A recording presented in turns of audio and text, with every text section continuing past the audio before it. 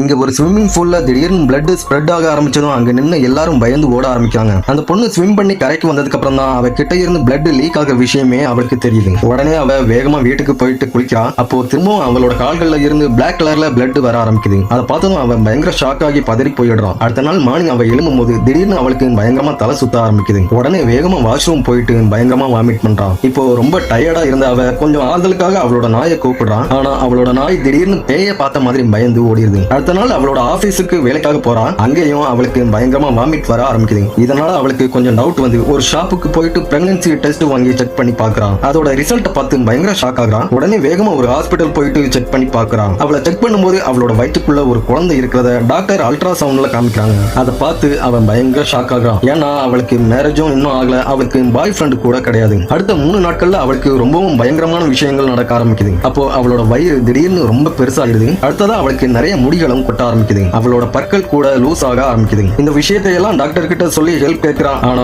Doctor இதெல்லாம் சகஜமா நடக்கிறது தான், உனக்கு ஒன்னும் ப்ராப்ளம் இல்லைன்னு சொல்லிடுறாங்க. கொஞ்ச நாளைக்கு அப்புறம் மறுபடியும் அதே ஹாஸ்பிட்டலுக்கு செக்அப்புக்காக வர்றான். அப்போ அவளை செக் பண்ண டாக்டரோட ஃபேஸ் சடனா சேஞ்ச் ஆகிறத பாக்குறான். உடனே ஏதோ தப்பா இருக்குதுன்னு உணர்ந்து அவ அங்க இருந்து எஸ்கேப் ஆக ட்ரை பண்றான். ஆனா அந்த டாக்டர் செக்யூரிட்டி ஹெல்ப்போட அவளை தப்பிக்க விடாம பண்ணி அவளுக்கு மயக்க இன்ஜெக்ஷனும் போட்டுறாங்க. அவ மறுபடியும் கண்ணு முழிச்சதும் ஹாஸ்பிட்டல்ல பெட்ல அவளை கட்டி போட்டிருக்கிறத பாக்குறான். உடனே அங்க இருந்து தப்பிக்க முடிவு பண்ணி அந்த பெட்டை பயங்கரமா ஷேக் பண்ணி மேல இருந்த ஒரு பெயிண்டிங்க கீழே விழ வைக்கிறான். அதுல இருந்து கண்ணாடியை உடைச்சு அதுல இருந்து ஒரு பீஸை எடுத்து அவளை கட்டியிருந்த கயிறுகளை வேகமா அறுத்துடுறான். அதுக்கப்புறமா அங்க இருந்து அவ தப்பிக்க போற டைம்ல சடனா அங்க ஒரு டிஸ்க பாக்குறான். உடனே அவ அதை போட்டு ப்ளே பண்ணி பார்க்கும்போது அவளுக்கு காமிச்ச அல்ட்ரா சவுண்ட் ஃபுட்டேஜ் ஆல்ரெடி அந்த டாக்டர் ரெக்கார்டு பண்ணி வச்சிருந்ததை தான் காமிச்சிருக்காங்கன்னு தெரிஞ்சுக்கிறான். அப்பதான் அவளோட வயிற்றுல வளர்ற குழந்தை நார்மலா இல்லைன்னு அவளுக்கு தெரிய வருது. உடனே அந்த ஹாஸ்பிட்டல்ல இருந்து அவ தப்பிக்க ட்ரை பண்ணும்போது டாக்டர் அவளை தடுக்கிறாங்க. உடனே அவ வேற வழி இல்லாம நீங்க இப்போ என்ன இங்க இருந்து போக விடலன்னா என்னோட வயிற்றுல இருக்க குழந்தைய குத்தி கொன்னுடுவேன்னு மிரட்டி அங்க இருந்து தப்பிச்சு போறான். உடனே அவ வேகமா போயிட்டு ஒரு பஸ்ல ஏறுறான். அப்போ அந்த பஸ்ல இருந்த பேசஞ்சர்ஸ் எல்லாரும் இவளை ஒரு மாதிரி வித்தியாசமா பார்க்க ஆரம்பிக்கிறாங்க. உடனே அவ சடனா அந்த பஸ்ல இருந்து இறங்கி ரோட் சைடுல இருந்த ஒரு காட்டுக்குள்ள வேகமா ஓடி போறான். அந்த டைம்ல அவளுக்கு பயங்கரமா வயிறு வலிக்க ஆரம்பிக்குது. அதனால ரொம்ப கஷ்டப்பட்டு அந்த காட்டுக்குள்ளேயே அவளோட குழந்தைய பெத்துக்கிறான். அப்படியே அவளோட குழந்தைய வீட்டுக்கும் எடுத்துட்டு வர்றான். அந்த குழந்தைய அவ குளிப்பாட்ட போன டைம்ல தான் ஒரு பயங்கரமான விஷயத்த பார்த்து பயந்து நடுங்கி போயிடுறான்.